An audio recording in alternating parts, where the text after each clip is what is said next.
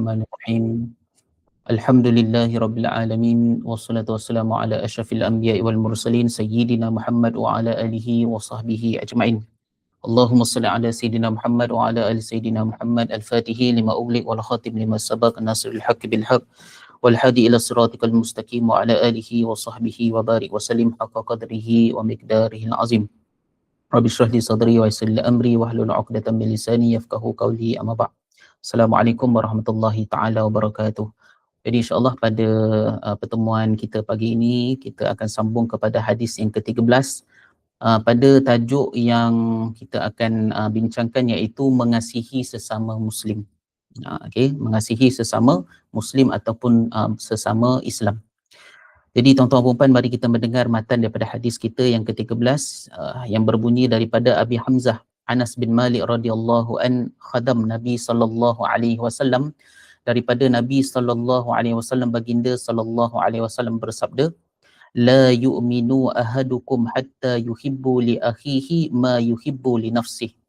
Maksudnya, tidaklah sempurna iman seseorang daripada kamu sehingga dia mengasihi saudaranya seperti dia mengasihi dirinya sendiri. Hadis riwayat Al-Bukhari dan Muslim. Tuan-tuan dan puan rahmati Allah sekalian, jadi inilah hadis yang pada menceritakan tentang kesempurnaan iman seseorang, yang mana seseorang itu boleh mencapai kesempurnaan iman sehinggalah dia itu mengasihi saudaranya sama macam dia mencintai dirinya sendiri. Jadi sebelum kita kupas berkenaan tentang hadis ini, marilah sama-sama kita mengenal terlebih lanjut berkenaan tentang rawi daripada hadis ini, iaitu sahabat baginda Nabi sallallahu alaihi wasallam, iaitu Anas bin Malik. Dari siapakah Anas bin Malik? Anas bin Malik bin Al-Nadhar Al-Ansari Al-Khazraji. Beliau menjadi khadam ataupun tukang khidmat kepada baginda Nabi sallallahu alaihi wasallam selama 10 tahun. Iaitu ketika mana ibunya, iaitu ibu Anas ini telah menghantar kepada Nabi sallallahu alaihi wasallam untuk menjadi pembantu kepada baginda Nabi sallallahu alaihi wasallam. Jadi waktu itu Anas baru saja berusia 10 tahun. Jadi ketika itu ibu kepada Sayyidina Anas bin Malik ini telah berkata kepada baginda Nabi sallallahu alaihi wasallam dengan kata-kata iaitu, wahai Rasulullah, aku hadiahkan anakku kepadamu dan dia adalah anak yang pandai menulis. Jadi antara kelebihan Sayyidina Anas bin Malik ini adalah beliau ini pandai menulis ketika itu. Dalam masa yang sama, ibu kepada Sayyidina Anas bin Malik ini telah memohon doa kepada baginda Nabi Muhammad sallallahu alaihi wasallam agar anaknya dijadikan sebagai pembantu kepada Nabi sallallahu alaihi wasallam dan mohon didoakan kepada diri dia sendiri, iaitu ibu kepada Anas bin Malik. Dan ketika itu Nabi sallallahu alaihi wasallam telah memanggil Sayyidina Anas bin Malik ini sebagai panggilan Abu Hamzah. Dan ibunya dan manakala ibunya iaitu Ummu Sulaim radhiyallahu anha, Nabi sallallahu alaihi wasallam telah mendoakan kepada ibu kepada Anas bin Malik dengan doa, Allahumma akthir malahu wa waladahu wa atil umrahu wa barik lahu wa adkhilhu jannah. Maksudnya, ya Allah, perbanyakkanlah harta ibu Anas ini, ramaikanlah anaknya, panjangkanlah umurnya, berkatilah padanya dan masukkanlah dia ke dalam syurga Allah Subhanahu wa taala. Itu antara cerita ringkas daripada rawi kepada hadis yang telah kita bacakan tadi. Jadi tuan-tuan dan puan, apakah keistimewaan daripada hadis yang telah disebutkan tadi berkenaan tentang seseorang itu tidak akan mencapai kesempurnaan iman selagi mana dia tidak mengasihi saudaranya sama macam mencintai diri dia sendiri. Jadi dalam perbahasan di dalam kitab ini menyebutkan bahawa keistimewaan hadis ini adalah satu neraca sifat iman yang tinggi dan hakiki.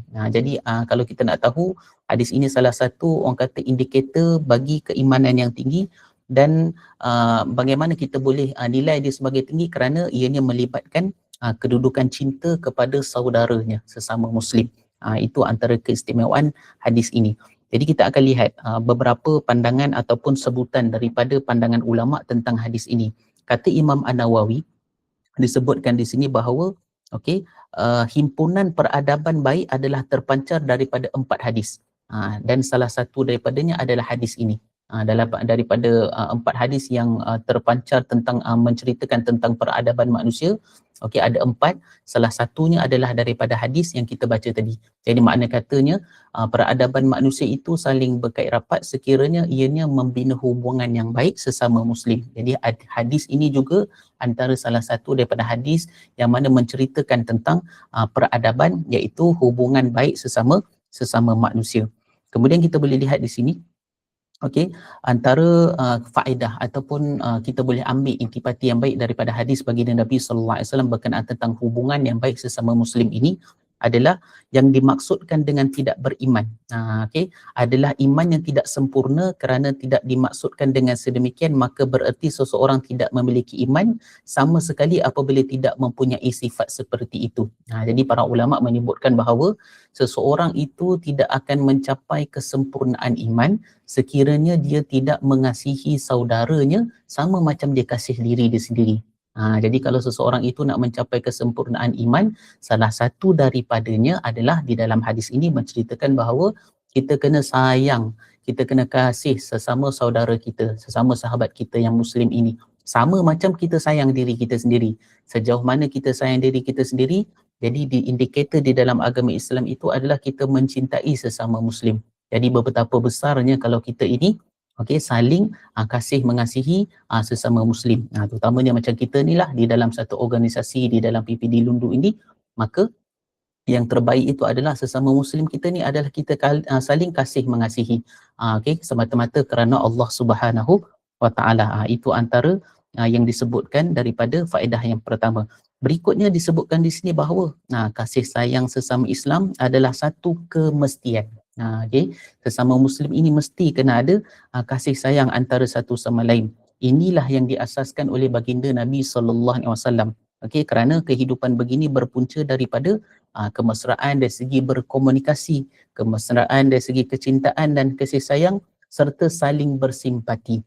Jadi kejayaan Nabi sallallahu alaihi wasallam melahirkan masyarakat harmoni dan simpati dapat dijadikan contoh yang paling baik bagi mewujudkan suasana kerjasama di dalam masyarakat kini. Jadi antara kasih sayang itu, kebaikan sesama muslim ini dapat dicontohi melalui komunikasi sesama kita, kemesraan di antara kita, kasih sayang sesama kita dan bersimpati antara satu sama lain. Jadi 4 perkara inilah yang menjadi tunjang utama yang telah dibawa oleh baginda Nabi sallallahu alaihi wasallam supaya sesama muslim ini saling baik antara satu sama lain. Dan ini berdapat kita ambil contoh terutamanya di dalam organisasi kita. Berikutnya tuan-tuan dan puan, antara yang boleh kita lihat faedah daripada hadis yang kita baca tadi adalah antara sifat orang yang beriman ialah saling bantu. Saling bantu membantu antara satu sama lain. Membantu dari segi apa? Membantu di dalam membentuk sesuatu kerjasama yang baik untuk meningkatkan prestasi dan sebagainya, seperti mana yang telah diasaskan oleh baginda Nabi sallallahu alaihi wasallam. Antaranya ialah apa? Wujud keadaan bersimpati antara anggota masyarakat. Bab kata pepatah, cupit peha kiri, peha kanan terasa sakit. Itu antara yang kita boleh ambil iktibar.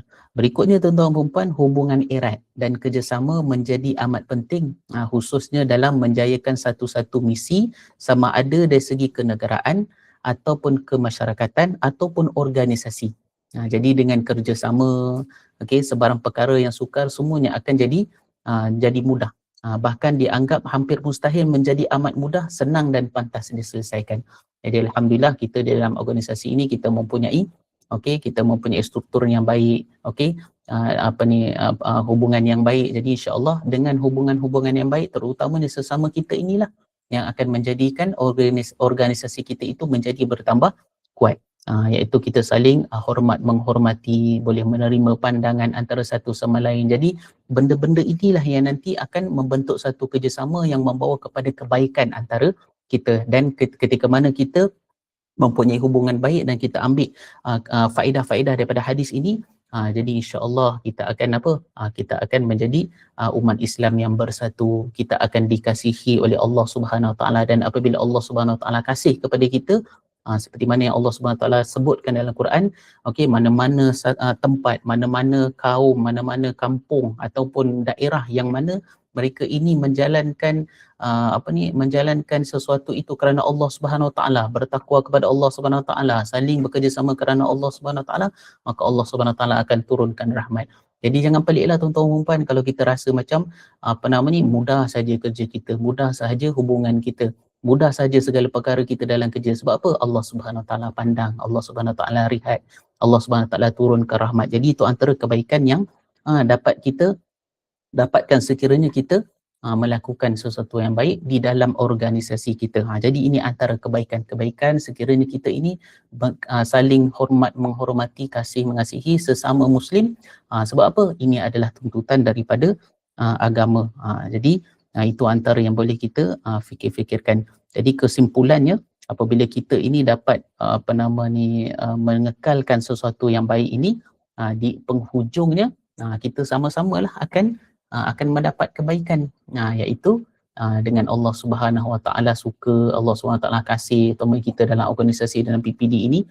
Kita ni tak mampu nak buat kerja melainkan kita ini diberi kebaikan oleh Allah Subhanahu Wa Taala. Sebab segala gerak kerja kita ini sekiranya semuanya dilihat dan dipandang oleh Allah Subhanahu Wa Taala, segalanya akan jadi mudah. Jadi insya-Allah lah, berdasarkan hadis yang kita dengar tadi, kita mengasihi sesama Muslim sama macam kita kasih diri kita sendiri, kita dapat amalkan dan dapat kita praktikkan di dalam kehidupan seharian kita, insya-Allah. Wallahu alam. Jadi saya rasa setakat itu saja tuan-tuan dan puan. Mungkin saya boleh serahkan kepada Tuan PPD untuk membuat kesimpulan. Silakan.